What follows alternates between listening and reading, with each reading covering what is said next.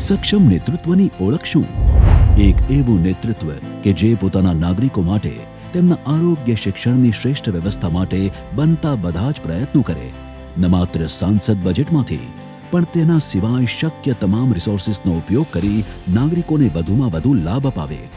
આવું જ બિરદાવવા લાયક કાર્ય કર્યું છે આપણા સક્ષમ અને શિક્ષિત સાંસદ પૂનમબેન માડમે, કે જેમણે પોતાના જામનગર દ્વારકા માટેના વિઝનને સંવાદ થકી મોટી કોર્પોરેટ કંપનીઓ જેવી કે Reliance, Naira energy, RSPL, vista વગેરે અને ન માત્ર ગુજરાત સ્થિત પણ ઉત્તર ભારતની જેગુઆર કંપનીના ટોપ મેનેજમેન્ટને કન્વિન્સ કરી તેમના CSR ફંડને જામનગર દ્વારકાની આરોગ્ય અને શિક્ષણ વ્યવસ્થા માટે ઉપલબ્ધ કરાવ્યું, જેના થકી જામનગર દ્વારકાના અનેક પ્રાઇમરી હેલ્થ સેન્ટર્સમાં એમ્બ્યુલન્સની વ્યવસ્થા, છેવાડાના ગામડાઓની 141 જેટલી પ્રાથમિક શાળાઓમાં કમ્પ્યુટર, વોટર પ્યોરિફાયર તેમજ વોટર કુલરની વ્યવસ્થા તેમજ મોટી ખાવડી જેવા વિસ્તારમાં સરકારી માધ્યમિક શાળાનું નિર્માણ, ગૌશાળાનું નિર્માણ કરાવ્યું, પીપળી ખાતે શિવાનંદ ઉપવનનું નિર્માણ.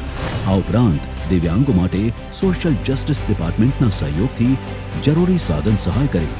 આ બધું જ શક્ય બન્યું પૂનમબેનના પ્રતિનિધિત્વની શ્રેષ્ઠ આવડત અને કોર્પોરેટ કંપનીઓના સહકારને પરિણામે.